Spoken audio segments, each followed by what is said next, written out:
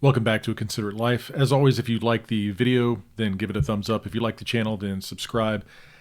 Last time we talked about why the woke left are the new Nazis. Today we want to talk about why the left will eat itself. If you'll bear with me, I'm going to read a quote from The Unity of Philosophical Experience by Etienne Gilson. And now he's going to be talking about the notion of piety. And I promise you, after this quotation, I will pull it from its original context and apply it to this notion of why the left will eat itself. So Gilson says this: the only way to ascertain what the free will can do is to define what it is. Knowing its nature, you will find in that knowledge a safe rule to define the power of the will and its limitations. If, on the contrary, you start on the assumption that it is safer to keep a little below the line, where are you going to stop? Why indeed should you stop at all? Since it is pious to lessen the efficacy of free will, it is more pious to lessen it a little more. And to make it utterly powerless should be the highest rank of piety. Nothing, of course, would have been more repellent to St. Bonaventure than such a doctrine. The only question here is, was Bonaventure protected against it? If we allow pious feelings to decree what nature should be, we are bound to wrong nature. For how could we find in piety a principle of self-restriction? In theology, as in any other science, the main question is not to be pious, but to be right. For there's nothing pious about being wrong about God. Now, because Gilson didn't define piety, let's just call it something like this sentiment, this feeling of moral superiority, or this transcendent course of human action, that this is pointed at the good, right? Something like that. And just for completeness of explanation, in the original quote, what Gilson is talking about is St. Bonaventure's notion that in the discussion between God's sovereignty and man's free will, which is why philosophy of religion is so interesting, that even if there is some balance point between the views, we should ascribe more to God's sovereignty and less to man's free will than might strictly be true, because it's more pious to ascribe more things to God in terms of causal efficacy than it is to man. And then Gilson says, well, the goal here is to understand the nature of free will, its nature and therefore following from that, its limitations. And if we can understand that, then so much the better.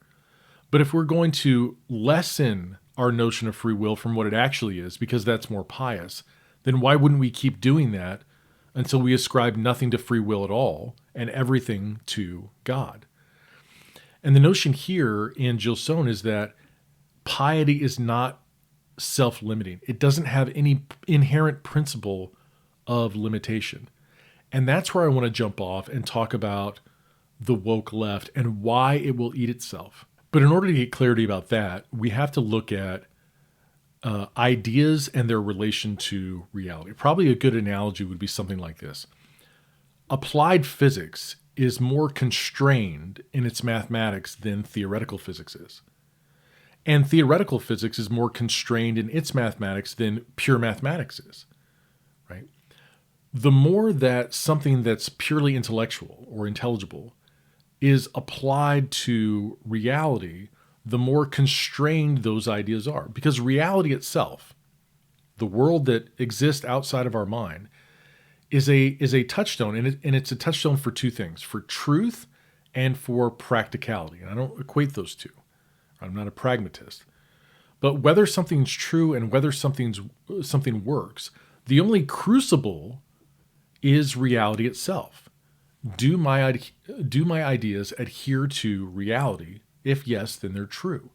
Do my ideas work? Well, when applied to whatever system we're talking about, whether it's a car or a nation, do they work? And that's one of the things that I would say about Marxist political philosophy. The question that other people have asked is, where has it worked? If you have a theory about combustion engines, that when you try to work it out in practice, the engine always blows up, then shouldn't you take a look at your theory and say, this doesn't work? There's something wrong in the theoretical realm because it doesn't actually work in reality.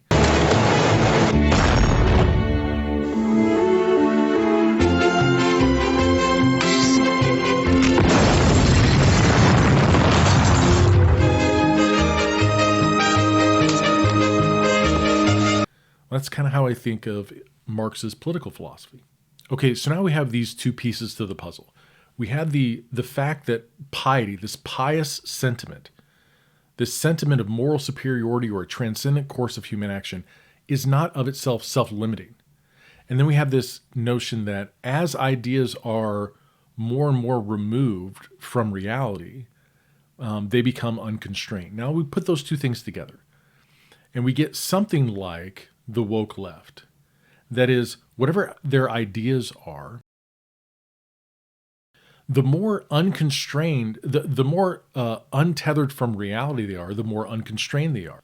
So this is, I think, at least in part, a description of what's going on the woke left. As their ideas become less tethered to reality, they become less constrained. And then because pious sentiment isn't self-limiting, and that seems to be the sole driver of accepting these ideas, there's no limitation to how pious one could be on the left. And so as a way of obtaining, I think, distinction without merit, which is kind of a curse of this TikTok, social media, narcissistic generation, one of the ways to do that is to be accepting of even more radical ideas. So what happens then is that every time the left think that they've found a resting place for their ideas, someone comes along and pushes those ideas even further, right? As a way of distinguishing themselves purely by this radicalized ideology. And just like pure mathematics, these things are untethered from reality. They're driven by pious sentiment, and that's why I think we see the left will continuously eat itself, because it has it lacks these dual aspects of constraint. So that's why I think the left will ultimately eat itself, and why we see the phenomenon of the left eating itself, at least in part. That should be a reasonable explanation.